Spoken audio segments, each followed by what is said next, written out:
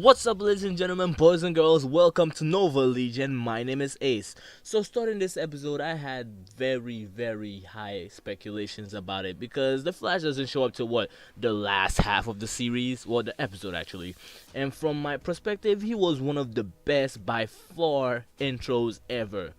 The way Cisco does the whole psh, and the Flash does the whole psh, everything was just about greatness. This episode was very great. So now let me just get right back to the top 5 moments of this episode. So number 1, Iris West. Iris West not having to leave, she doesn't even have time to grieve. She really didn't want to give herself time to grieve. I'm starting to see a little pattern here with the whole CW thing, because that's the same thing that's going on in Supergirl, which I might do a review for. Comment below if you want me to do a review for that. But yeah, so apparently Supergirl and Iris don't seem to have time to grieve for your boyfriends leaving. So yeah, I don't know if this is a whole theme CW is doing for this new season, but I guess that's how it goes. So yeah, she doesn't seem to give herself time to grieve. She just wants to go ahead and, continue on her path and pretend there is still a Flash. So, yeah. Well, I mean, not delusionally pretend, but still trying to save the world and use Kid Flash as a, sort of medium. So, yeah.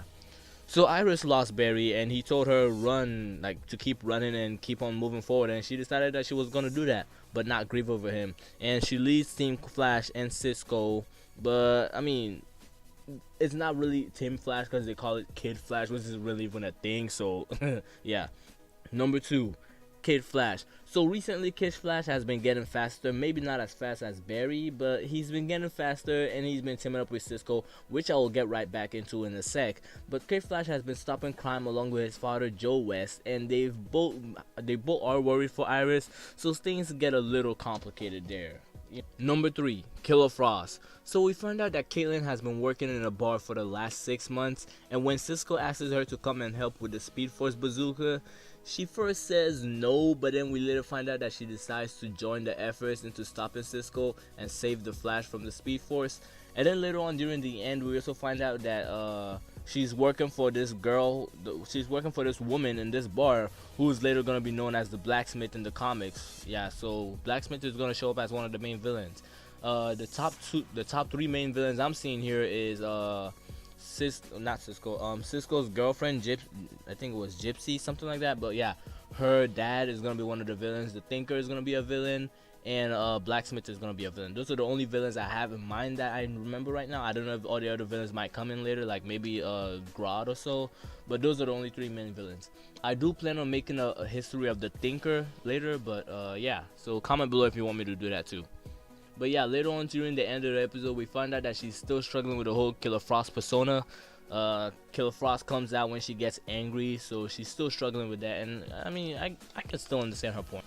Number 4, Cisco. Cisco has been shown with a full-fledged vibe suit, and he seems to have gotten better with his powers since we last saw him take on the metahumans with relatively no stress at all. He's the one who came up with the name Samoroid for this the android samurai, and yeah.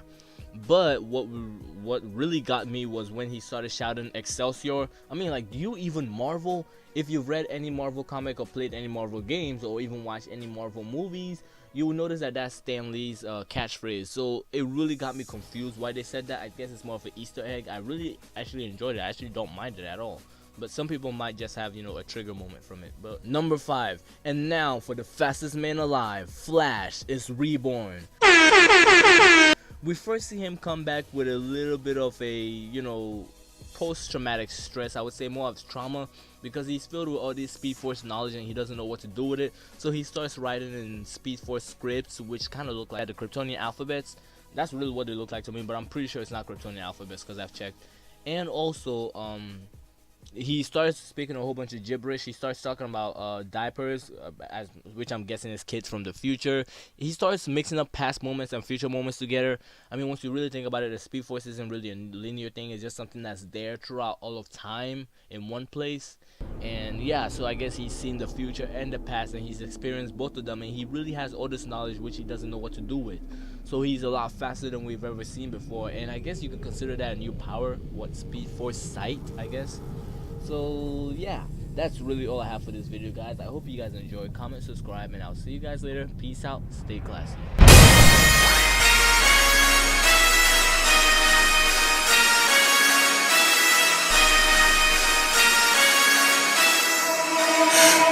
for my wrongs, I have just begun.